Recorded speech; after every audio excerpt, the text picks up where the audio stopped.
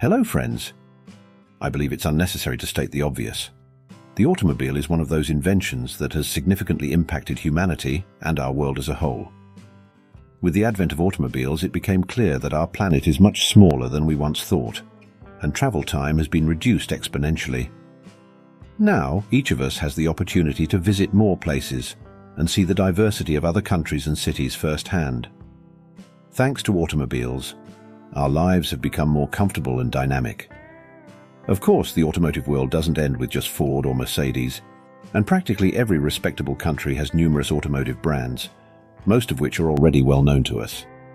Today, I want to share with you the story of the creation of a Japanese automotive company that stands out for its exceptional quality, reliability, and importantly, affordability. I'm talking about Honda. But how did those legendary Japanese automobiles come into being, and what was it all about from the beginning? I'll tell you about it a little later. The founder of the company, Soichiro Honda, was born in 1906 in a small Japanese town. From a young age, he helped his father, who was a blacksmith, in the bicycle repair workshop. Despite modest circumstances, the family always had enough, and the boy actively participated in his family's affairs. Soichiro's fascination with mechanics arose when the first car appeared in their town, the famous Ford T.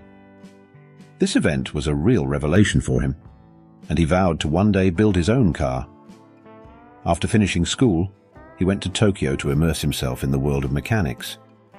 In Tokyo, Soichiro became a mechanic apprentice. It took him about 6 years to fully master the profession.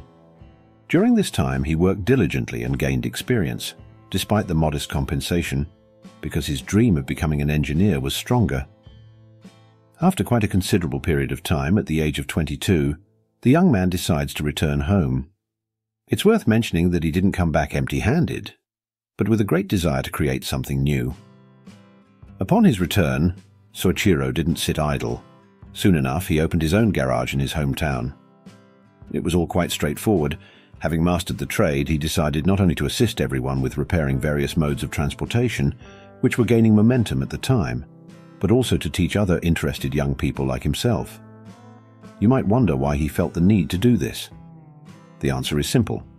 Children from poor families lacked the opportunity for education.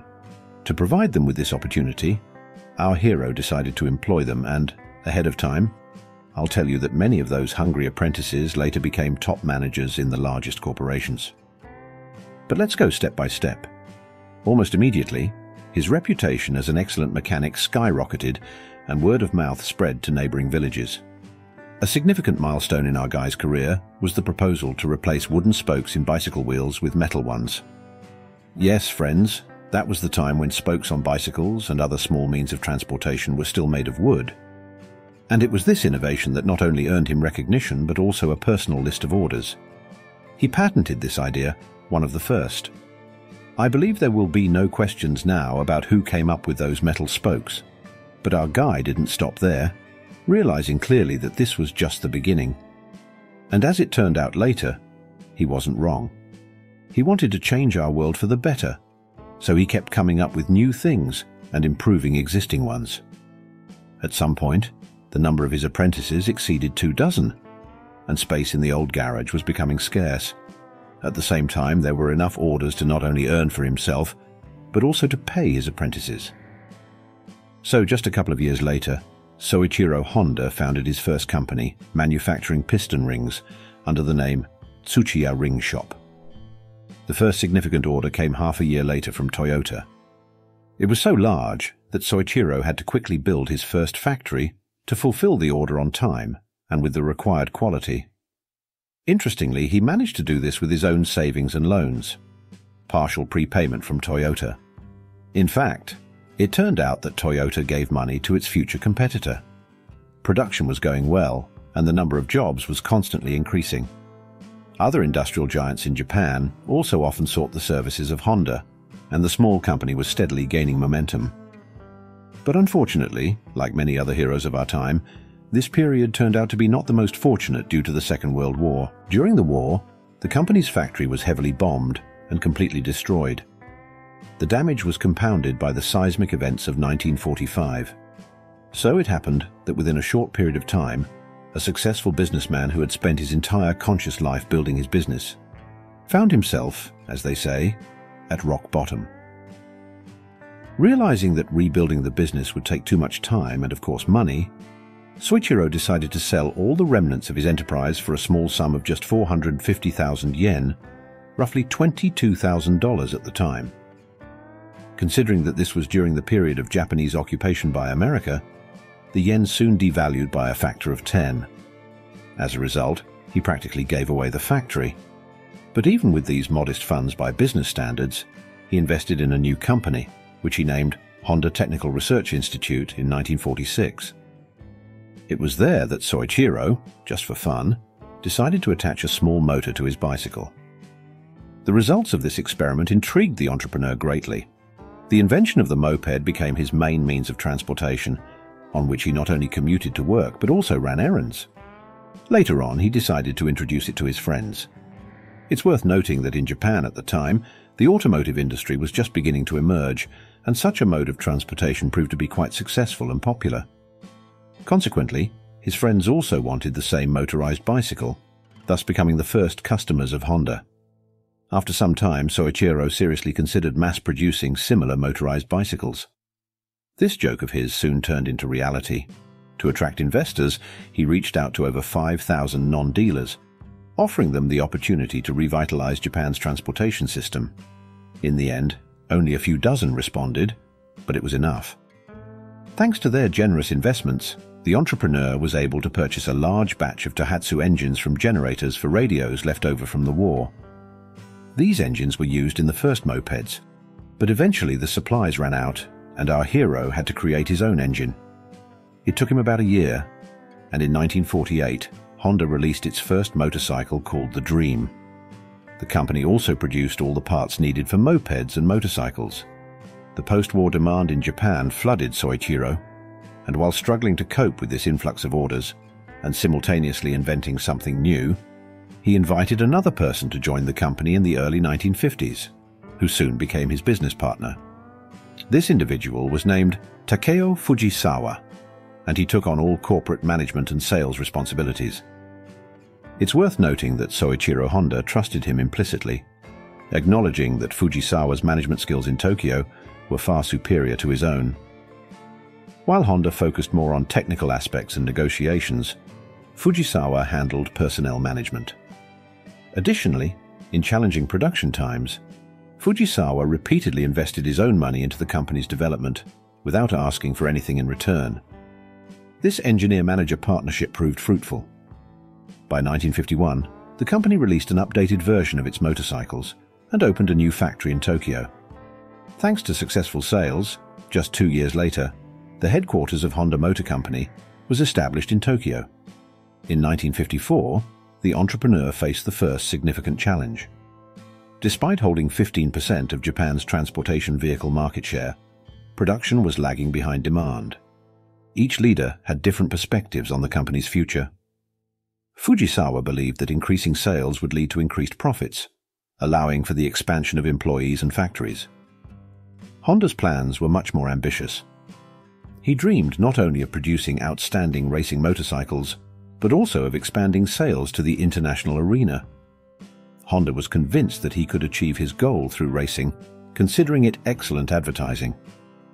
By the way, Honda motorcycles had already participated in races.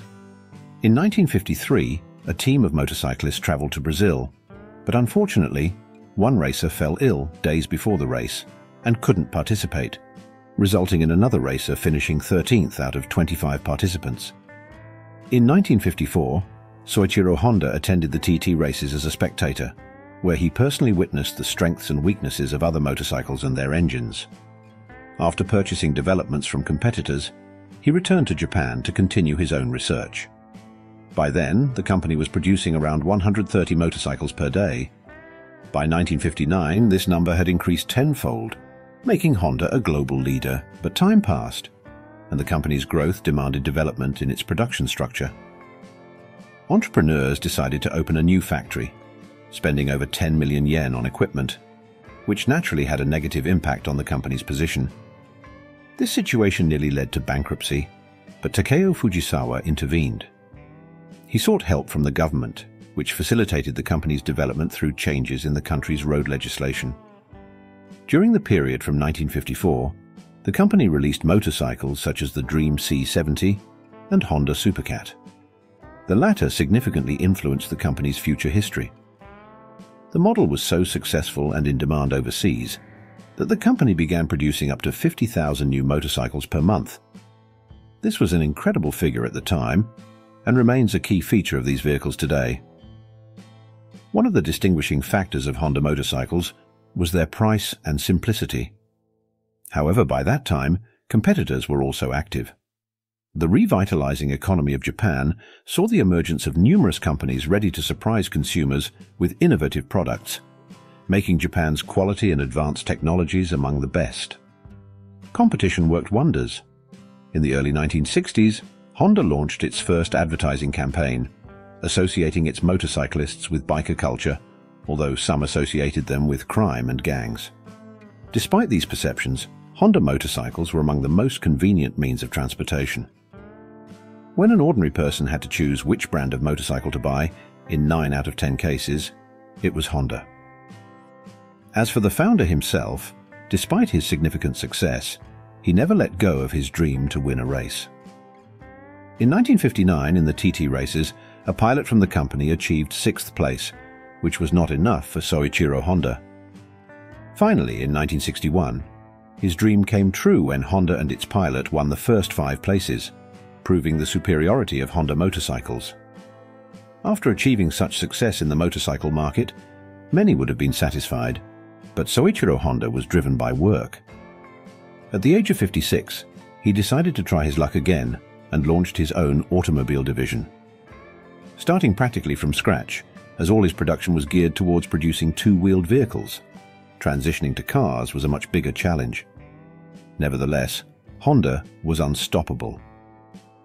Setting a new goal to participate in Formula One races in 1962, Honda introduced its first sports car, the S500, at the Tokyo Motor Show.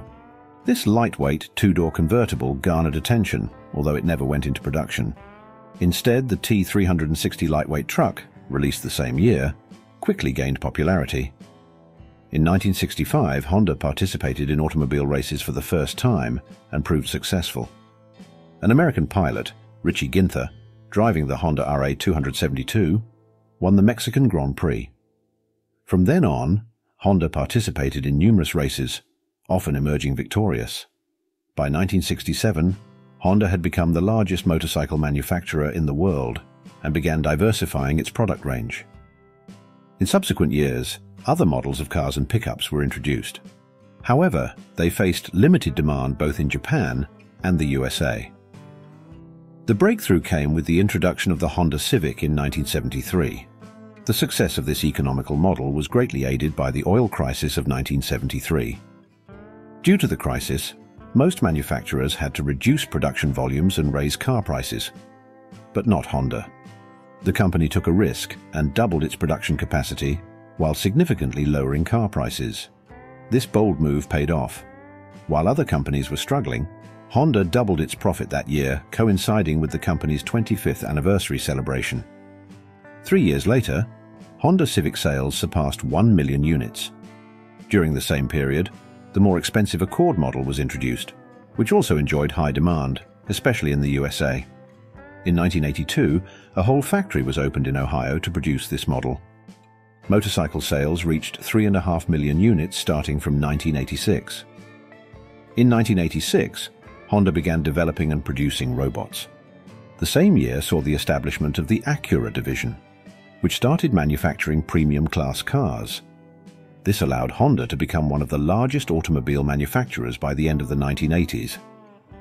In 1991, the Honda NSX supercar was introduced, featuring the first-ever all-aluminum monocoque with a mid-mounted V6 engine and variable valve timing system. By 1992, Acura cars were the top selling in the USA, while Honda ranked third in terms of the number of cars sold. Starting from 1993, the US car market became saturated, leading to a decline in sales, prompting Honda to expand its geographical presence.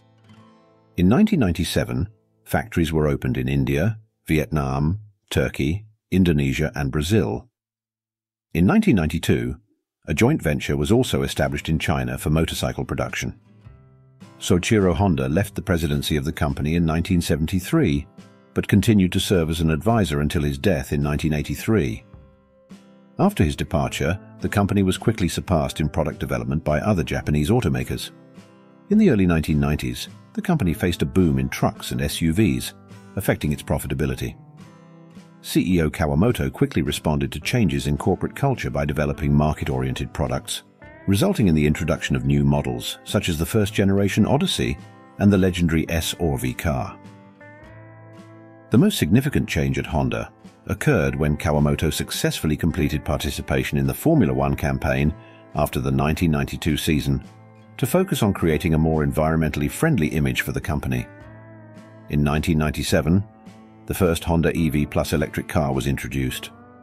From 2005 to 2015, the company achieved significant milestones, including the release of the first motorcycle airbag and world records for motorcycle and business jet sales.